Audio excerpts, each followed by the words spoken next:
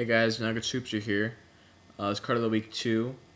Last week's card of the week was Dimensional Alchemist, and this card's not really related to it, so that's why I wanted to try something a little different. So yeah, so the card is my body as a shield. So if you don't know what it does, I'll read it. So it's a quick play magic, so quick plays are always good. It says when your opponent activates a card that has an effect which destroys one or more monsters on the field, pay 1,500 life points to negate the activation of that card and destroy it. So, basically the reason why I'm bringing this card up is because right now I'm testing this card over Solemn in a couple decks. I'm not running 3 of these, I'm only running 2, but I was having problems with Solemn because I would Solemn something at the right time because I had to or whatever. And then later game, they would somehow clear my field, drop Dark Strike Fighter, attack, chip itself for game, because Solemn would bring me down to 4,000 or lower. So this card's, obviously, in most cases, it's going to be cheaper than Solemn, unless you're really low when you Solemn. Then this isn't, this is going to be more expensive. But early game is really good because you can stop their momentum swings.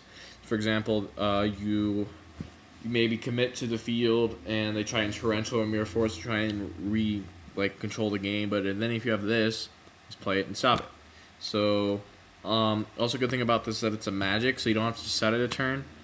So basically they can be going first, just set a card and say go. Then during your turn you can overextend as much as you want, and then you can just play this to negate something. So this is especially good in Blackwings and Lightsworn because they swarm a lot, and if they can keep their monsters out long enough, they'll usually win. So there are certain ways where this card isn't as good as Solemn, because Solemn can negate Heavy Storm, and Solemn can negate Synchro Summons, where my body as a shield can't. And currently I'm liking it just as a little bit more than I like the Solemn, because sometimes I wish this was Solemn.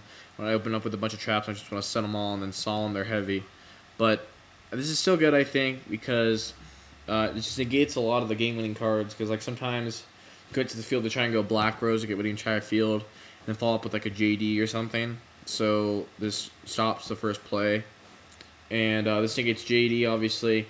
And a lot of people, when they drop a Dark Armed or something like that, you say you have this, you say you have a Spell Trap and a set monster, you're usually going to call priority on the monster because everyone's maining, most people are maining multiple bottomlesses right now.